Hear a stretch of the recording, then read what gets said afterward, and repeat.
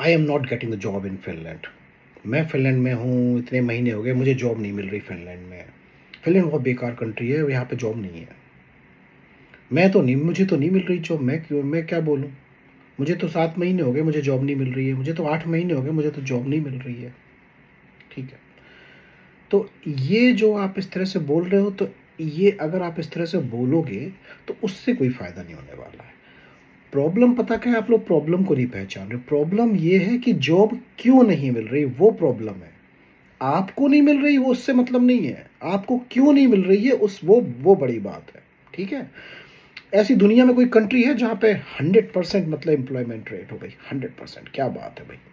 अगर 10,000 लोग अप्लाई कर रहे हैं किसी जॉब के लिए और 10 के 10,000 लोगों का सिलेक्शन हो जाए, ऐसा कौन सी कंट्री है, ऐसी कौन सी सिटी है, ऐसी कौन सी ऑर्गेनाइजेशन है जहाँ पे अगर 500 जॉब निकली और 500 ही लोगों ने केवल अप्लाई किया और 500 के 500 को ले लिया जाए? ऐसा पॉसिबल नहीं है ना। तो यहाँ पे कंपटीशन है। बात समझ में आ गई? तो जो जिसकी ज़रूरत है उसको लिया जाएगा, चाहे वो एक दूसरे से जानने वाले हों या फिर स्किल्स के बेस पे हों, नॉलेज के बेस पे हों। ठीक है, या और रिक्वायरमेंट्स को वो ज़्यादा जो भी फुलफिल करते हो या एक्सपीरियंस के बेस पे हो। तो प्रॉब्लम आप पहचानो पहले। केवल ये कि मतलब मुझे नहीं लिया जा रहा है तो ये प्रॉब्लम नहीं है भाई। क्या पता कि आप उसके काबिल ही नहीं है। बात समझो ना। अगर आप काबिल हैं, ध्यान रखना, अगर आप काबिल हैं और तब भी आपका नहीं हो रहा है तो प्रॉब्लम है। फिर आपको ज़रूर पता करना चाहिए भाई कि मैं काबिल हूँ, मैं स्किलफुल हूँ, मैं इस जॉब के लिए सुटेबल हूँ, मैं इस जॉब की सारी रिक्वायरमेंट्स फुलफिल कर रहा हूँ भाई, सारी रिक्वायरमेंट्स, और तब भी मेरा नहीं हो रहा तो प्रॉब्लम है। फिर आपको ज़रूर कुछ ज़रूरत है। फिर आपको ये ज़रूर सोचना है कि मुझे आखिर क्या करना चाहिए, मैं कहाँ पे लैग कर रहा हूँ। अच्छा, ये प्रॉब्लम है, मैं इसमें लैग कर रहा हूँ, तो यार मुझे तो ये सही करनी पड़ेगी। इसमें तो ये रिक्वायरमेंट थी यार, ये चीज़ मांगी थी यार, तो मैं कैसे करूँ? अरे यार अब तो मैं क्या कहते हैं, मुझे कोई कोर्स करना पड़े। कोर्स करने का टाइम कहाँ है, इतने पैसे भी नहीं है, मैं तो जॉब करता नहीं, तो कोर्स कहाँ से करूँ? राइट, तो ये प्रॉब्लम है। तो अगर कोर्स कहाँ से करना है, मैं फिर बता रहा हूँ, आज के ज़माने में बार बार बोलता हूँ, ये कोई एक्सक्यूज़ नहीं है कि ये कोर्स, ये ट्रेनिंग मैं कहाँ से करूँ। ऑनलाइन बहुत से, चाहे उदेमी से करूँ, चाहे EDX से करूँ, बहुत सी प्लेटफॉर्म्स अवेलेबल हैं। ठीक है, जहाँ से आप कोर्स कर सकते हैं ऑनलाइन और सीख सकते हैं बहुत ही कम पैसे पे, और may be in most of the cases free of cost. Even आपको, अगर आपको सर्टिफिकेट चाहिए तो आप थोड़े से पैसे, मेरे ख्याल से बहुत ज़्यादा ही लगते हैं, आपको सर्टिफिकेट भी मिल जाएगा और आप अपने CV को अपडेट भी कर सकते हो, और वो जो मिसिंग स्किल्स है वो आप अपनी ले सकते हो। ठीक है ना। बात समझो आप, मैं बार बार यही बोलता हूँ। ठीक है। इसके बाद मान लीजिए आप स्किल्स अब है ही नहीं, तो फिर तो आप स्किल्स आपको लेनी पड़ेगी ना यार। इसमें तो कोई दूसरा कौन हेल्प करेगा यार, कोई हेल्प नहीं कर सकता। ठीक है। तो अगर मैं बार बार बोल रहा हूँ ना, तो आपकी क्या क्वालिफिकेशन है? मान लीजिए कुछ ऐसी जॉब्स आप अप्लाई की उसमें आपकी क्वालिफिकेशन ही नहीं है और आप सोच रहे हैं कि मुझे मिल जाए। मान लीजिए, चलिए चलिए, जिसमें क्वालिफिकेशन भी आपकी जो नहीं चाहिए, उसमें क्वालिफिकेशन, उसमें पढ़ा लिखा नहीं चाहिए, लैंग्वेज चाहिए ना। कुछ जॉब्स में आपको पता है कि लैंग्वेज चाहिए, राइट? पता है ना आपको लैंग्वेज चाहिए।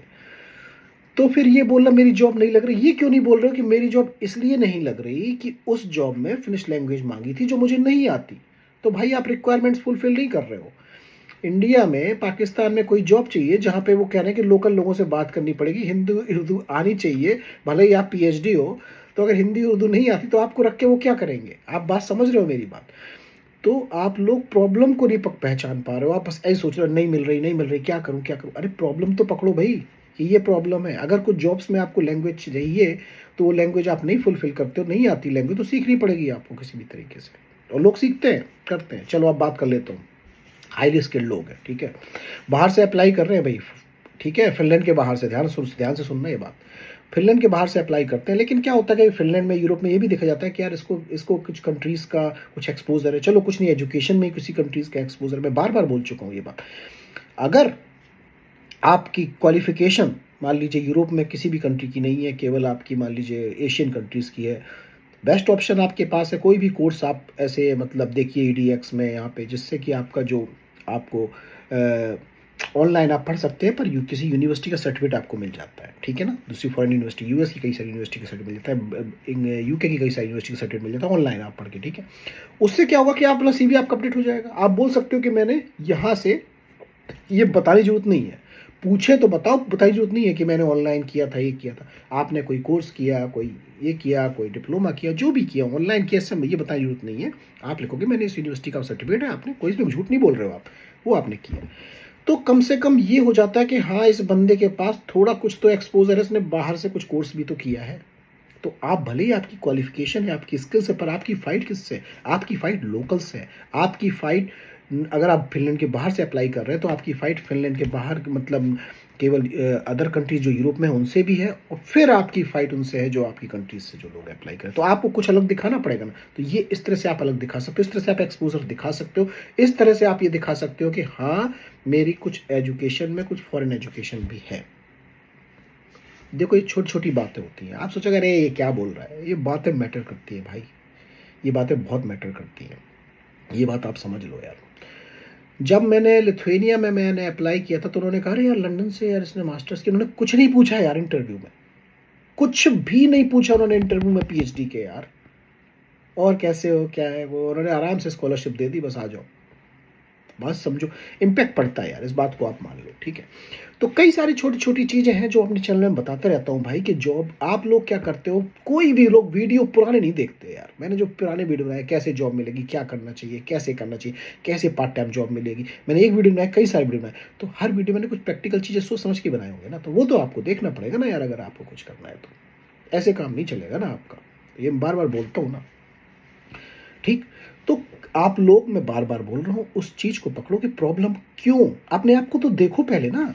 यार अपने आप का एक्स-रे खुद कर लो पहले, कि भाई अगर तुम मैनेजर होते और क्या अपने आप को सिलेक्ट करते इस जॉब के लिए? खुद सोचो। तो भाई अपने आप को पहचानो, अपने आप को अपडेट करो।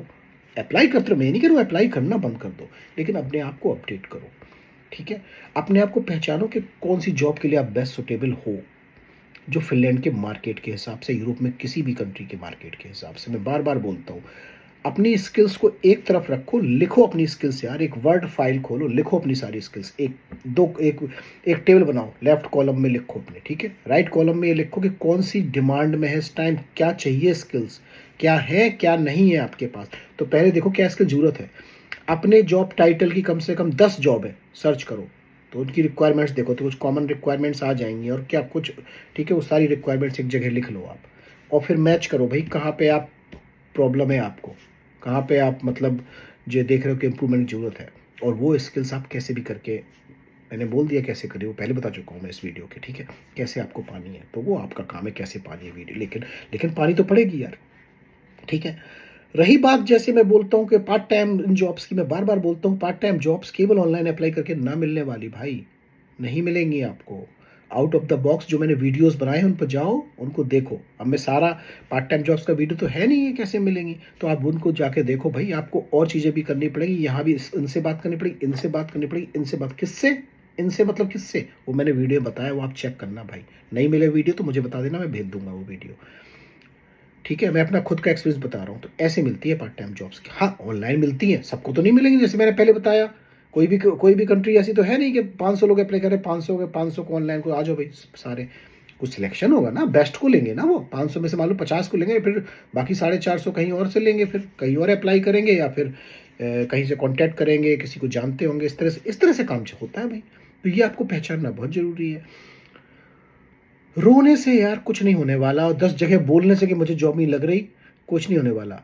कुछ लोग बोल देते हैं कि मुझे नहीं लग रही, कुछ ऐसे भी हैं बेचारे जो बोलते नहीं हैं पर वो ट्राई करते रहते हैं कि मुझे नहीं लग रही, तो इससे रोने से कुछ नहीं होना है कि ये बेकार है, वो बेकार है, यहाँ कुछ नहीं होता, वहाँ कुछ नहीं होता। यार जो यहाँ कुछ नहीं होता, वहाँ कुछ नहीं होता, वही लोग यहाँ पे रुके हुए हैं और बाकी को मना कर रहे हो। तो भाई यहाँ क्यों रुके हो आप, अगर सब कुछ नहीं होता? क्योंकि आपको उम्मीद है कि आपकी लग जाएगी। बात सही है ना? उम्मीद है। तो उम्मीद मैं कह रहा हूँ रखना बहुत अच्छी बात है, क्योंकि उम्मीद अगर आप छोड़ दोगे ना तो आपकी जॉब नहीं लगने वाली। तो और साथ में आपको ये पहचानना है कि आपको क्या प्रोग्रेस करनी है जिससे आपकी जॉब लग जाए। आप कहाँ कम ट्राई कर पा रहे हो यार? इवन चाहे ब्लू कॉलर जॉब्स है, आप ऐसा क्या नहीं कर रहे हो जिससे आपकी जॉब नहीं लग रही है? ऐसा क्या कर रहे हो जिससे जॉब नहीं लग रही है? रही बात, जैसे मैंने बोला टैक्सी ड्राइवर, इवन आप टैक्सी ड्राइवर का लाइसेंस ले भी लोगे, मैं क्लियर बात बता रहा हूँ, बहुत हार्ड है कि आपको सीधे जॉब, अगर आप किसी टैक्सी स्कूल या ड्राइविंग या ट्रेनिंग स्कूल की तरफ से जाते हो, वहाँ सीखे, वहाँ कुछ करके जाते हो ना, बहुत ईजी है आपकी टैक्सी ड्राइवर की जॉब लगना। उनके बहुत सारे कॉन्टैक्ट्स होते हैं, इवन कुछ लोग की खुद की कंपनीज है, उसमें भी रख लेते हैं आपको। तो बहुत सारी चीज़ें हैं जो मैं बताता रहता हूँ टाइम टाइम पे, आपको सोचना है कैसे करना है, ठीक है? स्टूडेंट्स को बार-बार बोलता हूँ मैं, सीधे डायरेक्ट जॉब के चक्कर में पड़ जाते हो कि सीधे मुझे फुल टाइम जॉब मिल जाए। मैं बार-बार बोल रहा हूँ इंटर्नशिप, ट्रेनीशिप से जाओ, ये एक वे है आपका घुसने का, क्योंकि एज़ ए स्टूडेंट आप फुल टाइम जॉब नहीं कर सकते।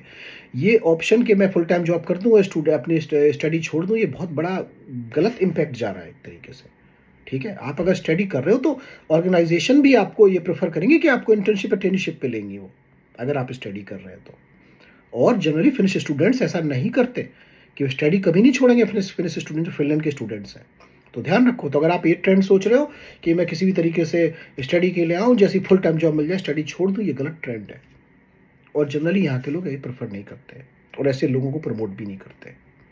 हाँ, आप जॉब करो पार्ट टाइम या जो भी करके आप साथ में स्टडी करो, वो बिल्कुल एक्सेप्टेबल है। तो कुछ चीज़ें जो आपको क्लियर होनी चाहिए फिनलैंड के बारे में भाई, क्या सही है, क्या गलत है, ठीक है? तो भाई अपने आप को आप पहचानो, ठीक है? बहुत से मैंने वीडियोज़ ऑलरेडी बनाए हुए हैं कि कैसे-कैसे क्या करना है आपको, किस तरह से आपको जॉब पानी है। लेकिन जॉब पाने के लिए पहले आपको ये तो ध्यान रखना ज़रूरी है ना, क्या मिसिंग है आपकी तरफ से? वो मिसिंग चीज़ भी आप कर सकते हो, उसमें भी कोई प्रॉब्लम नहीं है। आप सोच रहे थे बहुत देर हो गई, अब मैं कैसे क्या, सब कुछ हो सकता है। यार विल पावर चाहिए बस केवल करने के लिए। मैंने बहुत-बहुत से लोग देखे हैं यार, मैं अब क्या अपनी बढ़ाई करूँ यार? छोड़ो मेरा एग्ज़ाम्पल छोड़ो, लेकिन मैं बता रहा हूँ, मैंने बहुत से लोग देखे हैं यार, जिन्हें करना है वो करके जाते हैं, चाहे कुछ हो जाए, ठीक है? अगर आपने सोच लिया, ठान लिया तो कोई आपको रोक नहीं सकता, ठीक है? बस सही डायरेक्शन आपको, ठीक है, ज़रूरी है एडवाइस आपको चाहिए, यहाँ के बारे में सही इन्फॉर्मेशन चाहिए, तो वो मैं आपको प्रोवाइड करता हूँ यार। वही मेरा रोल है प्रोवाइड करने का कि आपको सही डायरेक्शन देना, सही जानकारी देना, ठीक है? तो उम्मीद है भाई आप अपने आप को पहचानोगे, अपने आप को इम्प्रूव करोगे और जॉब बिल्कुल लगेगी यार। बस पेशेंस लूज़ मत करो और ट्राई करते रहो। Thank you very much and have a good day. Instagram पे फॉलो करना मत भूलिएगा। थैंक यू वेरी मच कि इंस्टाग्राम पे भी 10 के फॉलोअर्स हो गए और थैंक यू यूट्यूब में भी 30 के फॉलोअर्स हो गए। ये आप लोगों का सपोर्ट है, ठीक है? तो इसलिए सपोर्ट दिखाते रहो और मैं कोशिश करूँगा कि आपको सही इन्फॉर्मेशन और सही एडवाइस हमेशा देता रहूँगी। Thank you and have a good day.